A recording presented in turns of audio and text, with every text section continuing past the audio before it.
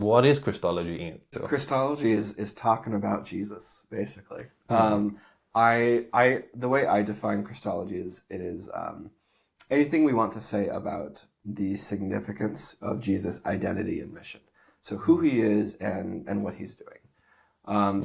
Sometimes people, and particularly focus on kind of questions of Jesus' divinity, or I prefer to kind of talk about Jesus' relationship to the Father, especially with regard to questions of ontology. That is, like, what kind of being is Jesus? Is he, the same kind of being that God is, or something between, or whatever? So these are the kinds of questions that come up. But kind of there's a way that Christology can be lots and lots of things. But traditionally there is quite a bit of focus, and rightly so, on kind of these questions of divinity, Jesus' relationship with the Father. Yeah, that makes sense. So if you read through like theological literature, you'll sometimes hear the term high Christology or low Christology. Right. So what does that even mean? Yeah. So what people are trying to get at, and I think these days a lot of people kind of they don't like the terms for various reasons, but it's not really kind of good alternatives. But generally, what people mean, it's this question of basically, how divine is Jesus? How kind of exalted of a being is Jesus in various Christian texts? So to say that a text has a low Christology might mean, that Jesus is being pictured as, say, just a human being who is specially chosen by God, like another prophet, like Moses or Elijah. To say that a text has a particularly high Christology might be typically to say that it has, it pictures Jesus as being in some sense fully divine, sharing the same, being of the same kind of being that the Father is, sharing an identity with the Father in some way. And so it kind of very, very loose terms, but people have generally found them helpful to describe kind of very different conceptions of who Jesus is with respect to divinity. Okay. Yeah, that's helpful. So, and some people, they might say that in the Synoptic Gospels you have a progression from. So synoptics means that's Matthew, Mark, Luke. Yeah. So John is his own. Doing his own thing. Yeah, doing his own thing in some way or another. He's not following the narrative in the same way. Which is quite, if you read through the Gospels in order, you'll find out that when you get to John, it's like a bit different. Which is nothing wrong with that. It's just a different way of doing things. Yeah, different style. Yeah. But then sometimes people will say, Mark has a low Christology, but John has a high Christology. Right.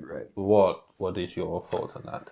Yeah, I mean, a lot of this comes out of kind of an assumption that, the idea is really that the kind of classic Orthodox Christian categories of, Jesus being, of the same substance with the Father, of Jesus being, God and man, or being God incarnate, that these were just kind of conceptual categories that were not available to kind of first century Jewish believers in Jesus. That's the assumption. And so people are concerned to kind of say that, like, these appear to people to be kind of new ideas, and we have to allow for kind of a period of development for kind of Jews to start to believe these sorts of things. That's the idea. And so it's kind of a very, like, evolutionary kind of mindset that it has to start out kind of with a kind of lower conception of Jesus, kind of in these terms.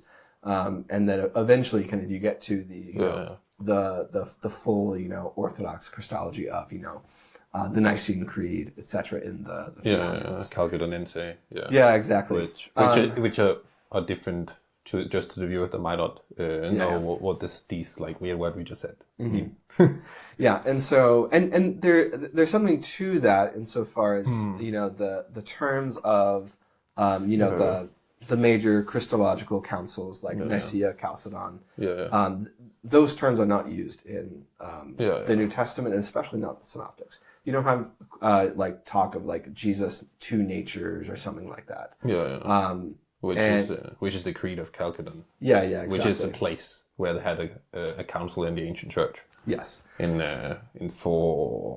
300. Yeah, 400s. That's something. Yeah. So, because they were in Calcutta a couple of times, but yeah. And so, like, that's a fair point. I think that that perspective has gotten a lot of criticism, partially because it. I think we've learned more about kind of some of the categories that were available to Second Temple Jews of the period. That some of our assumptions about how they had to think about God aren't necessarily true. That there could be space for first century Jews to think of Jesus as kind of somehow sharing in God's identity while also being distinct from God in some way. That there were categories for this that you can see, for example, in the Old Testament. And so that has led a lot of scholars to kind of rethink this kind of evolutionary progression idea and to think that, maybe in the New Testament text that we have, they do present Jesus as being, in some sense, fully divine, in some sense, kind of being of the same kind of being as the Father. And so that is still a kind of very heavily debated area in scholarship, but there's been a big shift, I think, away from some of these more evolutionary kind of progression models. It's also interesting. I might actually want to hear your thoughts on this. So, because I've always thought, like, and I think it's Simon Gathercole who puts it out in his book about the pre-existent Son. It's a book he wrote about, high and low Christology in the Synoptic Gospels in particular. Where he points out that in all of the Gospels, actually in all 4 Gospels, so it's not just the Synoptics. So there we have the quotation from Isaiah that someone is going to clear the road or make up the road straight for the Lord. And when you read the narrative in Mark, for example, it is clear that the one who is clearing the road is John the Baptist. But the one who is being cleared the road for is Jesus. But when you read that on the surface level, that's cool, he's a Lord. But the thing is that in the Isaiah quotation, it's the name of the Lord. It's Yahweh. It's the Hebrew name for God's covenant name. Right. So that appears to me to be quite high Christology. Thank you for watching this clip. If you enjoyed it, you can find another one by clicking just over here. Or if you want to watch the full episode and dive a step deeper, you can find a link in the description below. Thank you for watching, and I'll see you in the next one.